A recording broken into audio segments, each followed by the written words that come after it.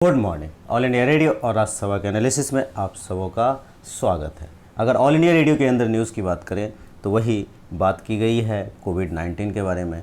Next देश देशांतर के अंदर बात की गई है एनसीआर में अर्थक्वेक्स जो आ रहे हैं कितना हजार्डस है इसके बारे में। नेक्स्ट बात की गई है स्पेस सेक्टर का, प्राइवेट सेक्टर का इन्वेस्टमेंट या कोऑर्डिनेशन समझ लो, तो डिस्कशन करेंगे। तो चलिए डिस्कशन स्टार्ट करता है। पहली न्यूज़ जो है हमारे पास वो आप ये कह सकते हो कि अर्थक्वेक, भूकंप। ये भूकंप जो है एनसीआर रीजन में कुछ देखने को मिल रहा है, मतलब दिल्ली के एनसीआर। ये जोन 4 में आता है और बहुत लोग भयभीत हैं कि अभी बहुत ज़्यादा झटके महसूस हो रहे हैं, कंपन हो रहा है। तो ये छोटे भूकंप बड़े भूकंप की का संकेत है, ऐसा कुछ नहीं है। हालांकि ऐसा कोई रिसर्च अभी तक नहीं है कि इस तरह की घटनाएं हो सकती है, क्योंकि पृथ्वी के अंदर हम 2 किलोमीटर, 4 किलोमीटर, 5 किलोमीटर इतना तक तो गए हैं, लेकिन 50 किलोमीटर, 100 किलोमीटर तक अभी तक नहीं गए हैं। भले स्पेस में हम चले गए हैं, लेकिन धरती के अंदर हम नहीं गए हैं। सिर्फ अनुमान के अनुसार ही हम लोग तुलनात्मक अध्ययन करते हैं, कंपैरिजन लेवल स्टडी करते हैं। तो जैसा कि आपको पता है, इंडो ऑस्ट्रियल प्लेट और यूरेशियन प्लेट, इन दोनों का समन्वय और उथल पुथल होता है, और इसके वजह से यहाँ पर भूगर्भिक घटनाएं जो कंपन के रूप में आती है, आपने पढ़ाई होगा ज्योग्राफी में। देखो, लीगल फ्रेमवर्क की बात करें तो एक्चुअल में लीगल फ्रेमवर्क की ज़रूरत क्यों पड़ी, पहले तो ये समझने वाली बात है। तो दिल्ली में बहुत ही पॉपुलेशन डेंस है। अगर पॉपुलेशन डेंस है दिल्ली में तो जाहिर सी बात है अर्थ पे भी असर पड़ेगा। बिल्डिंग्स बहुत ही ज़्यादा कॉम्प्लेक्स होंगे, रूल्स तो होंगे लेकिन रूल्स को फॉलो नहीं किया जाएगा, यही मेन रीज़न है। और लीगल फ्रेमवर्क जो नेशनल डिसास्टर मैनेजमेंट एक्ट 2005 है, इसके अंदर ये है एक। दूसरा, नेशनल डिसास्टर पॉलिसी 2009 का भी है एक।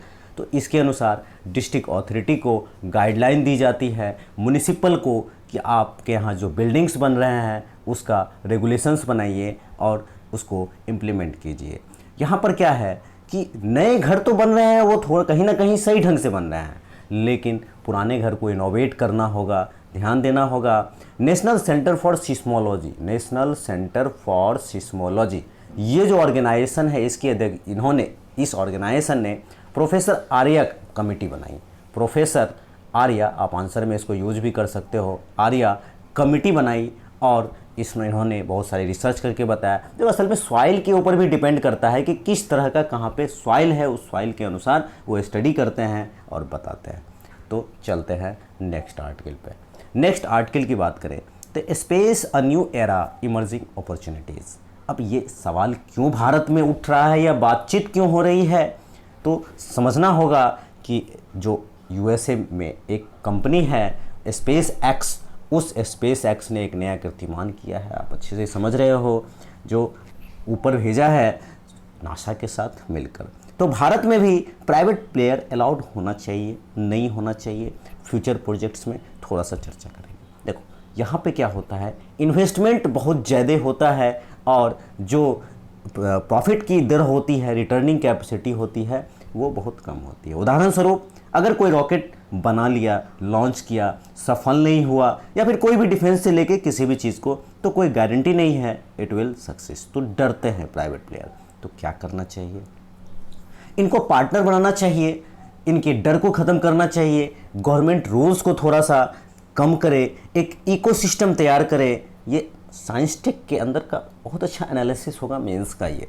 तो स्पेस, हाउ स्पेस इमर्जिंग या प्राइवेट सेक्टर, उसका आंसर बहुत अच्छा फ्रेमवर्क बनेगा इसका। इंडिया एक बहुत बड़ा मार्केट ऑटो सेक्टर में बन सकता है।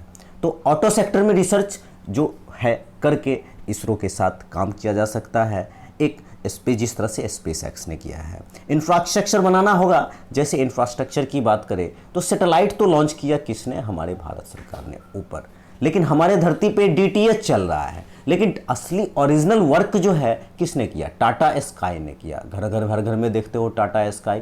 तो टाटा स्काई ने जिस तरह से वर्क किया, देखो उस तरह से और भी ऊपर startups hungry, startups is too much hungry for such innovations.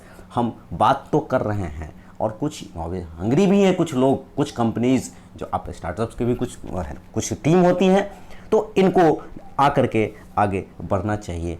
अब जैसे भारत नेट है, तो भारत नेट जो प्रोग्राम है, जो ब्रॉडबैंड गांव-गांव को नेट जोड़ा जाएगा, इसके भी इम्प्लीमेंटेशन के लिए तो वर्कफोर्स चाहिए। और प्राइवेट प्लेयर को अगर लिया जाए तो एक देखो एप्लीकेशन बहुत ज़्यादा है। हालांकि इस कम्युनिकेशन टेक्नोलॉजी के का यूज़ तो एप्लीकेशन में होता है, लेकिन अगर ये डायरेक्ट भी आए, रिसर्च करे तो और अच्छा रिसर्च हो सकता है और हमारा भारत एक न्यू इंडिया की तरफ बढ़ सकता है। It can help cost saving को बचा सकता है और रिफ्रेशिंग न्यू टेक्नोलॉजी हो सकता है। रेगुलेशंस कम करना होगा, सिविलियन और डिफेंस दोनों में काम आ सकता है।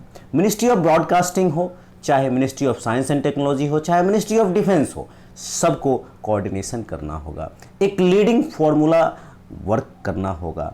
Having the right policy of university को, जैसे कि आपने सुना होगा जब हम 100 सैटेलाइट भेजे थे 104 के आसपास, तो किसी कॉलेज का भी सैटेलाइट हुआ करता था फ्रेंच में। मतलब छोटे छोटे कॉलेज वाले भी अपने भारत में भी ऐसा है जो कुछ कुछ चीज़ों के लिए भेजते हैं इनको। अब सबसे बड़ा एक और दिक्कत है जिसको कंक्लूजन के अंदर आप डिकोड कर सकते हो, एब्सेंस ऑफ स्पेस लॉ का कोई एब्सेंस मतलब है ही नहीं, तो स्पेस लॉ नीड बनाने की ज़रूरत है। दूसरा एक कंसर्निंग सब्जेक्ट है, रेगुलेशंस कम करना चाहिए लेकिन एक लिमिट तक, क्योंकि अगर रेगुलेशंस नहीं होगी तो अगर कोई रॉकेट हमने लॉन्च किया डिफेंस सेक्टर में, तो जाहिर सी बात है वो कंपनी किसी और हमारे दुश्मन देश को तो टेक्नोलॉजी दे सकती है। तो ये रेगुलेशंस होने चाहिए। तो प्रॉस एंड कॉन्स करके एक अच्छा आंसर का फ्रेमवर्क बनता है। तो आज के डिस्कशन में इतना ही था। Thank you.